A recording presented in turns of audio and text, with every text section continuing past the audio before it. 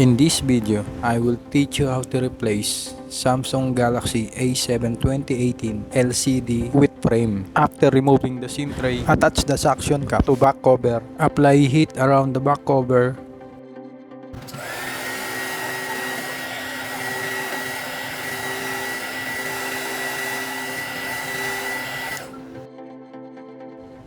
Now gently remove the back cover using guitar pick.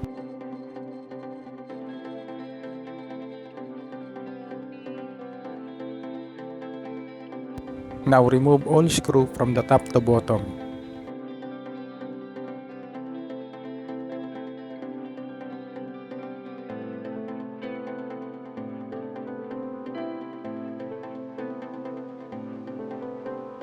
Now gently remove the housing using your nail or pick guitar.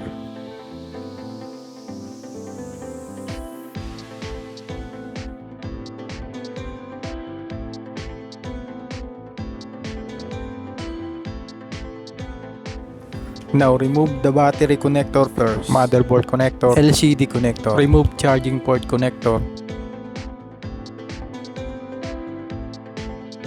Now gently remove the battery.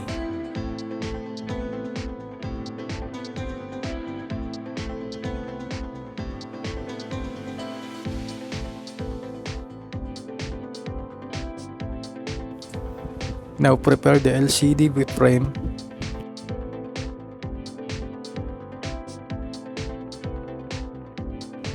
Remove the antenna wire. Remove charging port flex. Remove the vibrator, then install to the new frame.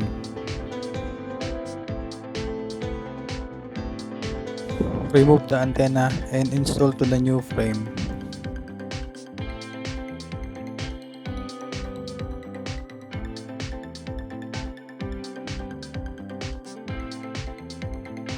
Remove the loudspeaker and install to the new frame.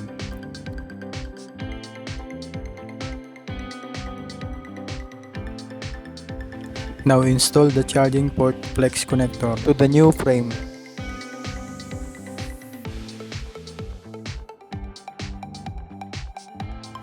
Last screw to remove the main board.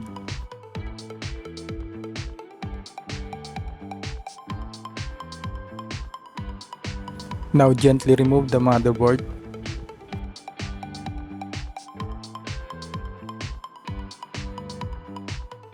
Remove the earpiece and install to the new frame.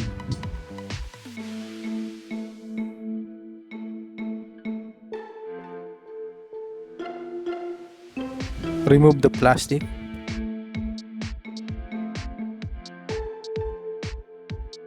Now install the motherboard to the new frame.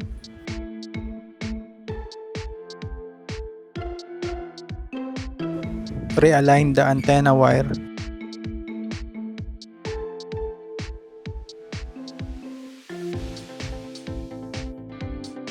Now connect the antenna.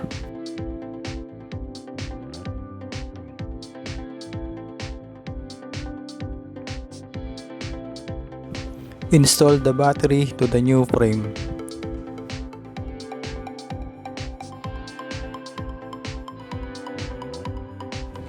Connect the LCD connector, motherboard connector, and charging port connector, and battery connector. One screw to the motherboard.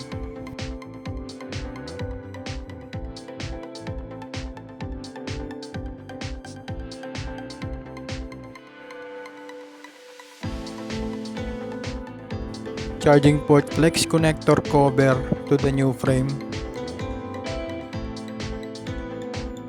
Install housing to the new frame.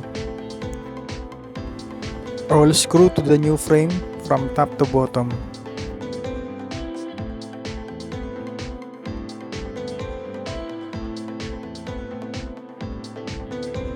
Now apply T7000 to the back cover.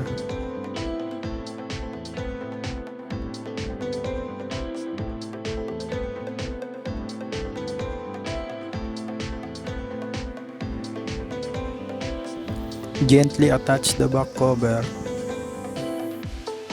Apply rubber band every corner. Power on. If you like this video tutorial, don't forget to like, share, follow and subscribe. Thank you.